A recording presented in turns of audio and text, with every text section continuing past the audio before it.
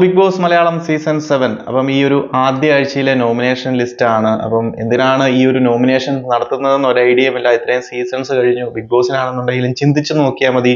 Contestants വന്ന് കയറിയ ഉടനെ അവർക്ക് അങ്ങോട്ടും ഇങ്ങോട്ടും പേര് പോലും നേരെ ചൊവ്വേ അറിയില്ല. അപ്പോൾ പിന്നെ എങ്ങനെയാണ് കണ്ടസ്റ്റൻസിനെ മനസ്സിലാക്കി അവര് പെർഫോമൻസ് എങ്ങനെയുണ്ടെന്ന് നോക്കിയിട്ട് ഈ ഒരു ആഴ്ചയിലേക്ക് എവിറ്റ് ചെയ്യാൻ വേണ്ടി നോമിനേറ്റ് ചെയ്യുന്നത്? വെറുതെ ഒരു കണ്ടസ്റ്റൻസിന്റെ അവസരം നഷ്ടപ്പെടുത്തുകയാണ് അങ്ങനെ എവിക്ഷൻ നടത്തി കഴിഞ്ഞാൽ. അല്ല, നടത്തുന്നില്ലെന്നുണ്ടെങ്കിൽ വെറുതെ ഒരു നോമിനേഷൻ നടത്തേണ്ട കാര്യമില്ല.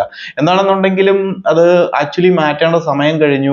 ഈ ഒരു സീസണിലെങ്കിലും മാറ്റുമെന്ന് കരുതിയിരുന്നു, നടന്നില്ല. എന്താണെങ്കിലും അവിടെ ഈ ഒരു നോമിനേഷൻസ് നടന്നു. അപ്പം ആരൊക്കെയാണ് നോമിനേഷൻസിൽ വന്നിരിക്കുന്നത്, ആരൊക്കെയാണ് നോമിനേറ്റ് ചെയ്തിരിക്കുന്നത് എന്ന് നമുക്കൊന്ന് നോക്കാം. മൊത്തം 20 കണ്ടസ്റ്റൻസ്, ആദില നോറെ കൂട്ടി മൊത്തം അവർ ഒന്നിച്ചൊരു കണ്ടസ്റ്റന്റ് ആയിട്ട് 19 കണ്ടസ്റ്റൻസിൽ 8 കണ്ടസ്റ്റൻസും ഈ ഒരു ആദ്യ ആഴ്ചയിലെ നോമിനേഷൻസിൽ വന്നിട്ടുണ്ട്.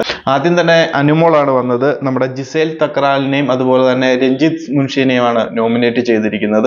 അടുത്തത് ആര്യൻ വന്ന് ശൈത്യ സന്തോഷിനെയും നെവിൻ ജോസിനെയും നോമിനേറ്റ് ചെയ്തു. സരിക കലാഭവൻ വന്ന് ആര്യനെയും അതുപോലെ തന്നെ ഒനീലിനെയും നോമിനേറ്റ് ചെയ്തു. അക്ബർ ഖാൻ വന്നിട്ട് ആദില നോറ, രഞ്ജിത്ത് മുൻഷെയാണ് നോമിനേറ്റ് ചെയ്തിരിക്കുന്നത്. അതുപോലെ തന്നെ RJ ബിൻസി വന്നിട്ട് ശൈത്യ അതുപോലെ തന്നെ നെവിനെ നോമിനേറ്റ് ചെയ്തിരിക്കുന്നു. ഒനീൽ സാബു നോമിനേറ്റ് ചെയ്തിരിക്കുന്നത് ശൈത്യ സന്തോഷിനെയും അതുപോലെ തന്നെ ജിസേൽ തക്രാലിനെയും. ബിന്നി നോമിനേറ്റ് ചെയ്തിരിക്കുന്നത് ശൈത്യ സന്തോഷിനെയും അതുപോലെ തന്നെ രഞ്ജിത്ത് മുൻഷിയെയും. അഭിശ്രീ അതായത് അഭിലാഷ് നോമിനേറ്റ് ചെയ്തിരിക്കുന്നത് ആര്യൻ അതുപോലെ തന്നെ രേണു സുധി. റെന ഫാത്തിമ നോമിനേറ്റ് ചെയ്തിരിക്കുന്നത് നെവിൻ, ശൈത്യ സന്തോഷ്. രഞ്ജിത്ത് മുൻഷി നോമിനേറ്റ് ചെയ്തിരിക്കുന്നത് ശൈത്യ സന്തോഷിനെയും അതുപോലെ തന്നെ ജിസേൽ തക്രാലിനെയും. ജിസേൽ തക്രാൽ നോമിനേറ്റ് ചെയ്തിരിക്കുന്നത് രേണു സുധീനെയും അതുപോലെ തന്നെ ഷാരികനെയും. ഷാരിക നോമിനേറ്റ് ചെയ്തിരിക്കുന്നത് രേണു സുധീനെയും അതുപോലെ തന്നെ രഞ്ജിത്ത് മുൻഷിനെയും. ഷാനവാസ് നോമിനേറ്റ് ചെയ്തിരിക്കുന്നത് ജിസേൽ തക്രാലിനെയും അതുപോലെ തന്നെ അഭിലാഷിനെയും. നെവിൻ നോമിനേറ്റ് ചെയ്തിരിക്കുന്നത് അനുമോളെയും അതുപോലെ തന്നെ രേണു സുധീനെയും. ആദില നോറ നോമിനേറ്റ് ചെയ്തിരിക്കുന്നത് ശൈത്യ സന്തോഷിനെയും അതുപോലെ തന്നെ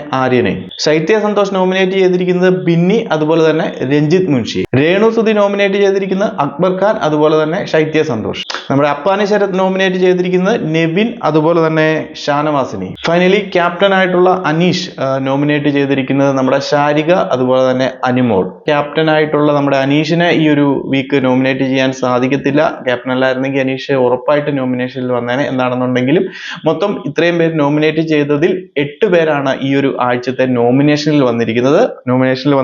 രഞ്ജിത്ത് മുൻഷി മൊത്തം 5 വോട്ടുകളുമായിട്ട് രഞ്ജിത്ത് മുൻഷി വന്നിട്ടുണ്ട്. അതുപോലെ തന്നെ 8 വോട്ടുകളുമായിട്ട് ശൈത്യ സന്തോഷ് നോമിനേഷനിൽ വന്നിട്ടുണ്ട്. അതുപോലെ തന്നെ 4 വോട്ടുകളുമായി നെവിൻ നോമിനേഷനിൽ വന്നിട്ടുണ്ട്. 4 വോട്ടുകളുമായിട്ട് ജിസേൽ തക്രാൽ നോമിനേഷനിൽ വന്നിട്ടുണ്ട്.